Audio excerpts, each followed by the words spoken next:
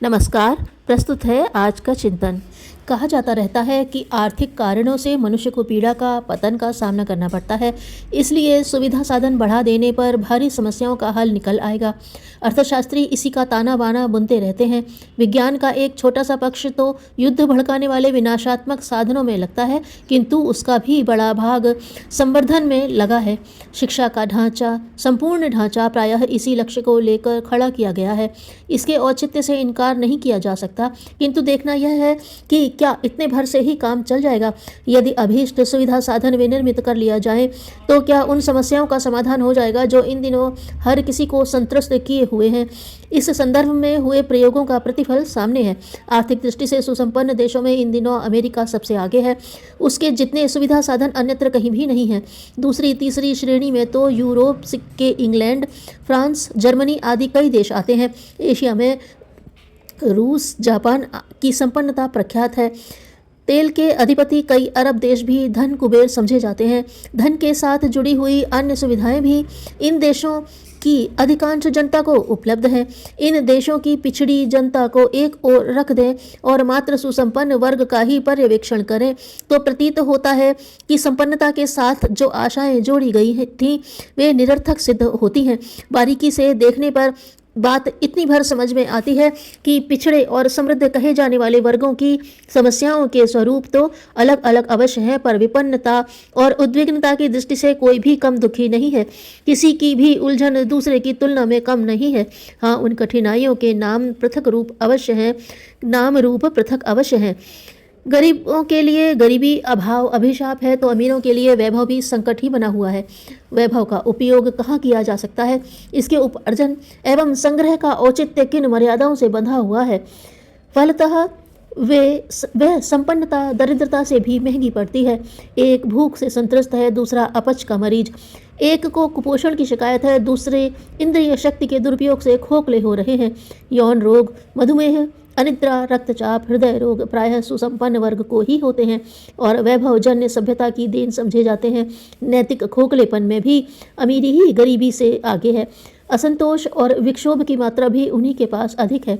शारीरिक दुर्बलता, रुग्णता के अतिरिक्त अकाल मृत्यु भी उन्हीं के हिस्से में आती है।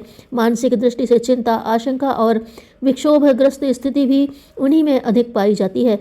पिछड़े लोग चोरी उठाईगिरी करते पाए जाते हैं, किंतु संपन्न और समझदार लोगों के द्वारा जो प्रपंच रचे जाते हैं उनके कुचक्र में घिरकर तो अगणित लोगों का कचूमर निकल जाता है।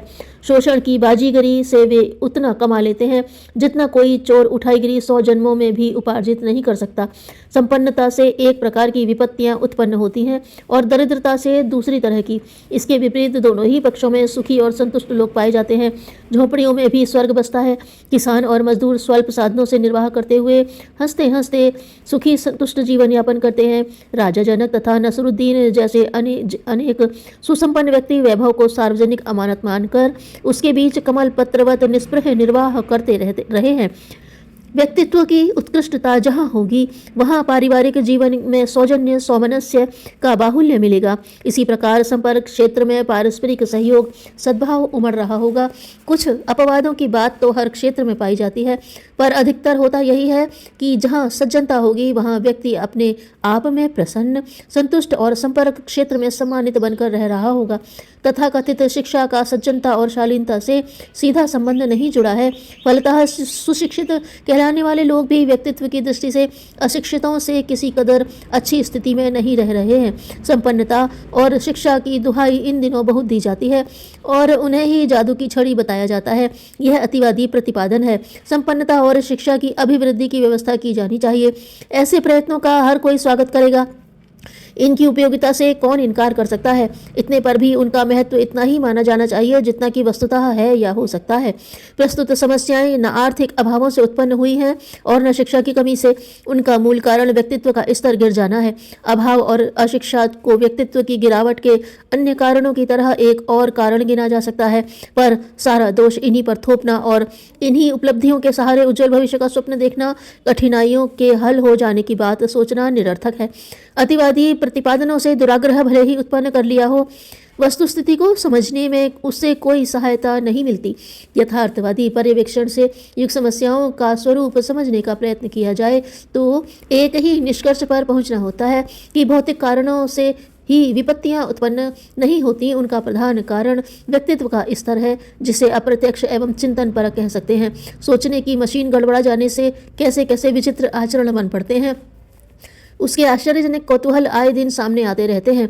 इन सब कठिनाइयों के अनेक विश्लेषण करके एक ही मूल कारण ढूंढना हो तो कहा जा सकता है कि चिंतन की मशीन गड़बड़ा जाने से ही अनेक प्रकार की अवांछनीय समस्याएं उत्पन्न हुई हैं। स्वास्थ्य, संपत्ति, सहयोग आदि साधनों का महत्व तो है, पर यह भी निश्चित है कि यदि व्यक्तित्व ओछा हो तो ये सुविधाएं जितनी मात्रा में मिलेंगी उतना ही उनका अधिक दुरुपयोग होने से संकट भी उसी अनुपात से बढ़ेगा। यदि तथ्य को समझा जा सके तो व्यक्ति और समाज की समस्त समस्याओं का एकमात्र समाधान यही प्रतीत होगा कि व्यक्ति की अंतश्चेतना का स्पर्श किया जाए और उसके स्तर में आदर्शवादी आस्थाओं को पुनर्जीवित किया जाए। निकृष्टता से विरत होकर हमारे अंतःकरण उत्कृष्टता की ओर अभिमुख होने लगे तो समझना चाहिए कि अब समस्त समस्याओं के समाधान की शुभ घड़ी निकट आ गई। इसके बिना प्रगति के लिए किए जाने वाले प्रयत्न हमें मृत तृष्णाओं में ही भटकाते रहेंगे। जिसकी बुद्धि शुद्ध नहीं हुई उसे स्वर्गीय सुख नहीं मिल सकता।